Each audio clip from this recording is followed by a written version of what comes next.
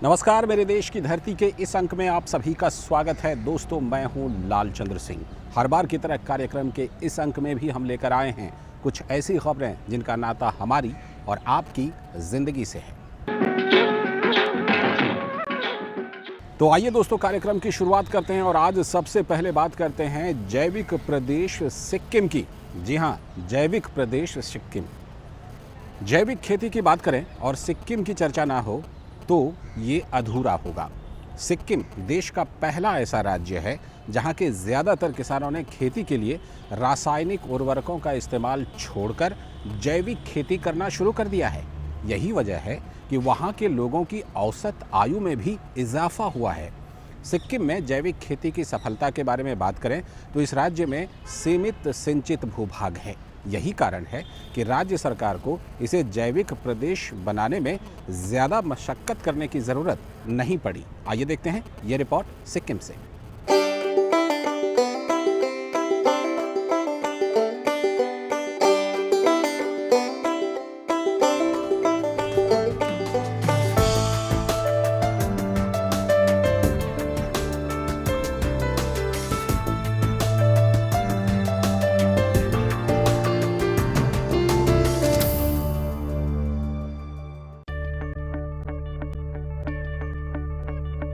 हिमालय की गोद में बसा छोटा सा प्रदेश सिक्किम। प्रकृति ने इस राज्य को प्राकृतिक सुंदरता प्रदान की है, तभी तो इस राज्य का वित्तीय आधार पर्यटन है। जब पूरे भारत में गर्मी के दिनों में सूर्य की तपिश से लोगों का जीना मुहाल हो जाता है, तब लोग सिक्किम की तरफ रुख करते हैं। इस राज्य की विशेषता है कि एक तरफ देश का कंचनजंगा पर्वत जो देश की सीमाओं की रक्षा करता है, वहीं दूसरी तरफ सिक्किम प्रदेश विकास के क्षेत्र में नजीर पेश कर रहा है। कंचनजंगा पर्वत पर जब सूर्योदय की रोशनी पड़ती है तो वह दृश्य अलौकिक हो जाता है और सूर्यास्त की लालिमा मन में रोमांच पैदा करती है। राजधानी गंगटोक या कहें पूरे प्रदेश में स्वच्छता के साथ साथ लोगों का अनुशासन सभी के लिए उदाहरण है। पानी की परिपूर्णता इस राज्य के विकास में सहायक साबित हो रही है। जगह जगह पानी के झरने दिखाई देते हैं। जहां तक विकास की बात करें तो यह राज्य सीमित संसाधन के बल पर विकास के नए आयाम गढ़ता जा रहा है। अगर राज्य में कृषि विकास की बात करें तो यह राज्य जैविक खेती के माध्यम से कृषि का विकास कर रहा है। सिक्किम की ही देन है कि पूरे देश में जैविक खेती को बढ़ावा दिया जा रहा है। यही कारण है कि सिक्किम को अब पर्यायवाची शब्द ऑर्गेनिक सिक्किम के नाम से जाना जाता है। इस राज्य में रासायनिक उर्वरक इस्तेमाल करने पर रोक है। किसान जैविक खेती के माध्यम से खेती कर रहे हैं। सरकार का लक्ष्य भी है कि 2015 तक पूर्णतः जैविक राज्य का दर्जा प्राप्त कर लेना है। प्रधानमंत्री नरेंद्र मोदी ने भी सिक्किम की इस उपलब्धि को संसद के अंदर रखा। प्रधानमंत्री ने सिक्किम का उदाहरण देते हुए कहा कि जैविक खेती को प्रत्येक राज्यों को बढ़ावा देना चाहिए। सिक्किम में छोटा सा राज्य है, बहुत कम आबादी है, लेकिन उस छोटे से राज्य ने एक बहुत महत्वपूर्ण काम किया है। बहुत ही निकट भविष्य में सिक्किम प्रदेश हिंदुस्तान के लिए गौरव देने वाला ऑर्गेनिक स्टेट बनने जा रहा है। वहां के हर उत्पादन ऑर्गेनिक होने वाला है। आज पूरे विश्व में ऑर्गेनिक खेत उत्पादन की बहुत बड़ी मांग है। होलिस्टिक हेल्थ केयर की चिंता करने वाला एक पूरा वर्ग है दुनिया में जो मांगो उतना दाम देकर के ऑर्गेनिक चीजें खरीदने के लिए कतार में खड़ा है। ये ग्लोबल मार्केट को कैप्चर करने के लिए सिक्किम के किसानों ने जो मेहनत की है उसको जोड़ करके अगर हम इस योजना को आगे बढ़ाएं तो दूर सुदूर हिमालय की गोद में बैठा हुआ सिक्किम प्रदेश कितनी बड़ी ताकत के साथ उभर सकता है। देश की अर्थव्यवस्था का मुख्य आधार कृषि है। करीब 60% लोगों का व्यवसाय कृषि पर ही आधारित है। बढ़ती हुई जनसंख्या को देखते हुए कृषि की पैदावार को बढ़ाना भी एक बहुत बड़ी चुनौती बना हुआ है। इसलिए किसान पैदावार बढ़ाने के लिए खेतों में लगातार रासायनिक खाद और कीटनाशक दवाओं का इस्तेमाल करते हैं, जिससे पैदावार में बढ़ोतरी तो होती है, लेकिन इसका दुष्प्रभाव लोगों के स्वास्थ्य पर पड़ता है। किसानों की मुख्य आय का साधन खेती है। सीमांत और छोटे किसानों के पास कम जोत में अत्यधिक लागत लग रही है और जल, भूमि एवं वायु भी प्रदूषित हो रही है। साथ ही खाद्य पदार्थ भी जहरीले होते जा रहे हैं। इन सभी समस्याओं से निजात पाने के लिए किसानों के पास विकल्प के रूप में जैविक खेती का ही सहारा रह गया है। जैविक खेती का इतिहास काफी पुराना है, लेकिन आज देश में इस विधा के माध्यम से खेती करने की होड़ सी मच गई है। देश में कई राज्य ऐसे हैं जो जैविक खेती करने की शुरुआत कर चुके हैं। पूरा जो बायोमास और लीफ मूड यूज़ करके वो लोग भी उसको डिके करके वो भी ये लोग यूज़ कर रहा है। जैसा दूसरा भी कंपोस्टिंग मेथड इंट्रोड्यूस करके उसमें भी हम लोग ट्रेनिंग वगैरह दे के टेक्नोलॉजी पूरा यूज़ करके हम लोग इसमें कल्टीवेशन कर रहा है। प्रधानमंत्री नरेंद्र मोदी का सिक्किम को पूर्णतः जैविक राज्य बनने की बात संसद में करना छोटे से राज्य सिक्किम के लिए बहुत बड़ी बात है। राज्य के कृषि मंत्री सोमनाथ पोद्याल ने इसे राज्य की उपलब्धि मानते हुए प्रधानमंत्री के संबोधन को सिक्किम के लिए गौरव की बात कही। और माननीय प्रधानमंत्री जी ने भी इंडियन पार्लियामेंट में और नेपाल पार्लियामेंट में भी इनका जिक्र किया। हमारा जो इनिशिएटिव था माननीय मुख्यमंत्री जी का, तो उनको अप्रिशिएट किया और काम हो रहा है। इसमें हम कोशिश है और ज़्यादा मेहनत करना है। इसमें हम मेहनत कर रहे हैं, कोशिश कर रहे हैं कि सब चीज़ से सब तरह से हम जैविक राज्य बनाने में सब लगे हुए हैं, भारत लगे हुए हैं और सारा भारतवासी को एक गर्व का चीज़ होगा कि सिक्किम भारत में नमूना एक जैविक राज्य है। तो अट्रैक्शन है, अब सभी ग्लोबली है, इंडियन उसमें भी है। तो भारत सिक्किम कुछ नया चीज़ कर रहा है। सिक्किम एक पर्यटन स्थल है। यहाँ साल में ज्यादातर वक्त पर्यटकों का मेला लगा रहता है। सिक्किम की खूबसूरती और आबोहवा से अभिभूत होकर यहाँ आने वाले पर्यटक हर बार यहीं आने को बेताब रहते हैं। फ्यूचर में अगर हमारे पूरा स्टेट ऑर्गेनिक हो जाता है तो सभी लोग एक शुद्ध वातावरण या घूमने के लिए या टूरिस्ट पर्पस के लिए भी एक हमारे एक डेस्टिनेशन होगा टूरिस्ट के लिए, कि टूरिस्ट लोग आएंगे हमारे शुद्ध हवा पानी में कुछ दिन रह के अपने रिफ्रेश होके जाएं। ये एक हमारे उद्देश्य है। 2003 से शुरू हुआ जैविक खेती का यह सफर आज अपने अंतिम चरण में है। राज्य का कृषि विभाग भी इस अभियान में पूरी तल्लीनता के साथ लगा हुआ है। जैसे हम लोग टारगेट किया है, सरकार ने टारगेट किया है, तो हम लोग 2015 में तो ऑर्गेनिक फुल्ली ऑर्गेनिक होगा। अब उसके बाद हमारे क्या स्ट्रेटेजी रहेगा। एक बार के लिए तो हम चारों तरफ से, सरकार के तरफ से, कहीं से भी हम लोग गवर्नमेंट ऑफ इंडिया के तरफ से, सबके तरफ से सपोर्ट मिलने से हम लोग पहुंच जाएंगे। उसके बाद हम लोग अब जो सर्टिफिकेशन प्रोसेस है उसको हमने अलग तरीके से हम लोग ले जा रहे हैं। शुरुआत में जैविक खेती को बढ़ावा देने के लिए किसानों को समझाना काफी मुश्किल था। नई चीजों को अपनाने के लिए किसान तैयार नहीं थे, लेकिन धीरे धीरे सरकार की सक्रियता से मेहनत रंग लाई और इसका परिणाम जमीन पर दिखाई दे रहा है। उनको थोड़ा मदद करना है, उनको समझाना है। वो खुश है। वैसे भी पहले से ही गाय का वो चलाते थे, कंपोस्ट चलाते थे, रूरल कंपोस्ट, वर्मी कंपोस्ट चलाते थे पहले से ही। तो वो ठीक है, लेकिन उनको मदद भी करना चाहिए। अब कोशिश हो रहा है हमारा तरफ से कि नया एक पूर्ण राज्य, जैविक राज्य बनाना है सिक्किम को। तो कठिनाई तो है, तो लेकिन अभी ठीक है, ठीक चल रहा है। रासायनिक खादों का प्रयोग सिक्किम के लिए बीते हुए कल की बात हो गई है। अब तो फसलों पर अंग्रेजी दवाओं की जगह प्राकृतिक दवाओं का भी उपयोग किया जा रहा है। सरकार पशुधन को बढ़ावा दे रही है। इसके मलमूत्र से ही दवाओं का निर्माण हो रहा है। ये तो वैदिक कॉन्सेप्ट है एक प्रकार से, आप मानिए। पहले से हम ये वर्मी कंपोस्ट, रूरल कंपोस्ट चलाते। केमिकल तो एकदम बिल्कुल कम था। जो जब से हमने सब्सिडी विड्रॉ किया, स्लोली फार्मर्स को भी कन्विंस करना था और अवेयरनेस प्रोग्राम किया, सर्टिफिकेशन के काम शुरू हो गया। तो अभी 2015 में पूरा राज्य 74,000 हेक्टर सर्टिफाई हो जाएगा। अभी 26,000 हो गया और 20,000 और हो जाएगा ये दिसंबर तक में। तो 46,000 लगभग हमारा सर्टिफिकेशन में आ जाएगा। तो 74,000 बाई 15 के एंड दिसंबर तक में हो जाएगा। तो पूर्ण रूप से ऑर्गेनिक, ये सबसे इम्पोर्टेंट है, पूर्ण रूप से जैविक राज्य सिक्किम। 2003 onwards ये लोग पूरा ऑर्गेनिक में जा रहा है। इसके लिए हम लोग ने यहाँ पर जितना भी ये जो ऑर्गेनिक जो बायो ऑर्गेनिक पेस्टिसाइड्स फर्टिलाइज़र ये लोग हम लोग डिपार्टमेंट से दे रहा है, सपोर्ट कर रहा है। और वो लोग अपना खुद से जैसा कि वर्मी कंपोस्ट यूनिट ये सब भी दे रहा है, और काऊ जो कंपोस्ट यूनिट वो भी हम लोग दे रहा है। जैविक खेती के माध्यम से यहाँ के किसान सब्जी उत्पादन में आत्मनिर्भर हो ही रहे हैं, साथ ही साथ फ्लोरीकल्चर की खेती से भी अच्छा मुनाफा प्राप्त कर रहे हैं। जैविक खेती से उत्पादन में बढ़ोतरी हुई है और इसकी मांग भी लगातार बढ़ती जा रही है।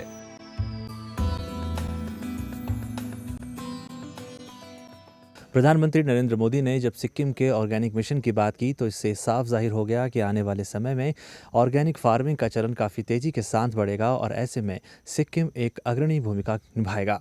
अपने सहयोगी अविनाश के साथ चंद्रशेखर, डीडी न्यूज़, सिक्किम। शुरुआत में सिक्किम के किसानों को जैविक खेती करने में काफ़ी मुश्किलों का सामना करना पड़ता था, लेकिन राज्य के कृषि विभाग ने पूरी तन्मयता से यहाँ के किसानों को जैविक खेती करने के गुर सिखाए।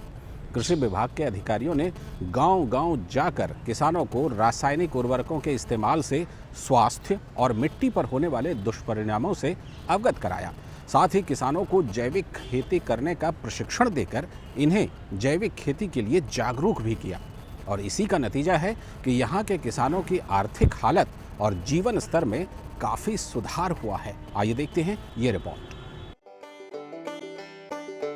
सिक्किम पहाड़ी राज्य है, खेती योग्य जमीन सीमित है। यहाँ के किसान सीमित भूमि पर ही 4 स्तरीय पौधे लगाकर फल प्राप्त कर रहे हैं। सरकार निजी क्षेत्र की कंपनियों का सहारा ले रही है। ऑर्गेनिक सर्टिफाई करने के लिए सिक्किम ऑर्गेनिक मिशन का लॉन्च हुआ। उसके बाद में हम लोग फेज के हिसाब से कि कन्वर्जन प्रोसेस शुरू किया ऑफिशियली ऑर्गेनिक करने के लिए। इंडिया का जो NPOP हमारा ऑर्गेनिक रेगुलेशन है उसके मुताबिक हम लोग ऑर्गेनिक कर रहे हैं। इसके लिए हम लोग ने सर्टिफिकेशन एजेंसी से पूरा सिक्किम में 6 एपिडा का एक्रीडेटेड सर्टिफिकेशन एजेंसी 6 एजेंसी को हमने इन्वॉल्व किया है, जैसा कि IMO, लैकन क्वालिटी, OneCert एशिया, इकोसर्ट, SGS, ये सब लोग हमारे साथ काम कर रहे हैं। ये हिल एरिया होने की वजह से लैंड लिमिटेड है, इसीलिए वो आदमी लोग क्या करता है, फार्मर्स लोग एक ही क्रॉप में नहीं जाके उसमें एक ही फील्ड में कम से कम 4 क्रॉप ऐसा जाता है। जैसे रेडिश हो गया, और specially main crop cold crops में कैबेज, कॉलीफ्लावर, उसके अंदर में थोड़ा मक्का लगा के उस मक्का का वो जो स्टेक यूज़ करके उसमें वो बीन्स वगैरह भी यूज़ कर रहा है। जैसा कि एक ही फील्ड में 4-5 क्रॉप वो लोग ले रहा है। यहाँ से उत्पादित फल और सब्जियों की बाजार में काफी मांग है। जैविक खेती के उत्पादों को लोग हाथों हाथ खरीदते हैं। स्वाद और गुणवत्ता की वजह से धीरे धीरे बाजार में इनकी पकड़ बन रही है। उत्पादन पे एकदम फर्क पड़ा है। पहले तो यहाँ पे कॉपी ऐसा कॉलीफ्लावर जो कैबेज है वो नहीं होता था, एकदम से नहीं होता था। और जब से डिपार्टमेंट के लोग ने और सरकार ने जिस तरह से यहाँ पे फार्मिंग पे जोर दिया है, ऑर्गेनिक पे जोर दिया है, अभी फ़िलहाल अभी यहाँ पे एक घर से ऐसे ही रोज़ एक सीज़न पे 2-3 ट्रक तो यहाँ से जाएगा। और सिलीगुड़ी सप्लाई करते हैं, और गैंगटोक, नामची, जोरथांग, ये सब एरिया में यहाँ के एकदम फार्मर्स लोग एकदम यहाँ के सब्जियाँ जाते हैं। आज किसानों के जीवन स्तर में सुधार हो रहा है। खेती योग्य जमीन के क्षरण में भी सुधार हुआ है। एकदम सुधार हुआ है। पहले तो हमारे यहाँ ऐसा टीवी नहीं था और थोड़ी रेडियो ऐसा था, लेकिन लाइफ पे एकदम चेंजेस हो गए। यहाँ पे आदमी का वो ड्रेसअप, वो लुक चेंज हो गया है, और जो रहन सहन और सैनिटेशन एकदम प्रॉपर है। अभी एकदम सा चेंज हो गया लाइफ स्टाइल एकदम। किसान पहले पारंपरिक खेती के सहारे जीविका चलाते थे, लेकिन जितनी लागत लगती थी उतनी आय प्राप्त नहीं होती थी। कृषि विभाग ने किसानों का रुख नकदी खेती की तरफ कराया। प्रशिक्षण के साथ साथ किसानों को नई नई तकनीक की जानकारी दी गई। जैविक खेती की बदौलत आज ये किसान संपन्न हैं।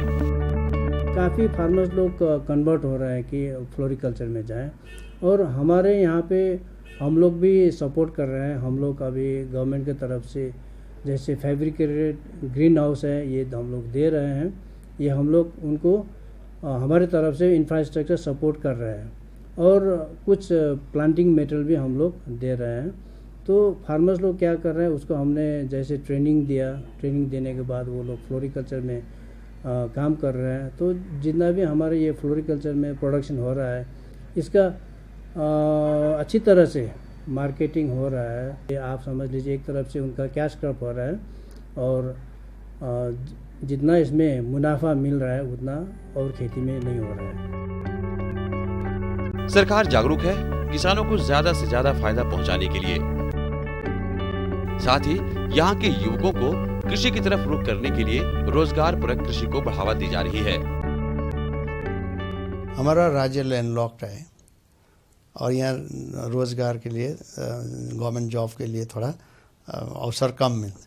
तो हम चाहते हैं कि हमारा पढ़े लिखे भाई बहनों तो इनको थोड़ा ये अट्रैक्टिव बनाए, लुक्रेटिव बनाए, इनसे फ़ायदा मिले, कि इनको विश्वास हो कि खेती से भी आमदन अच्छा होता है।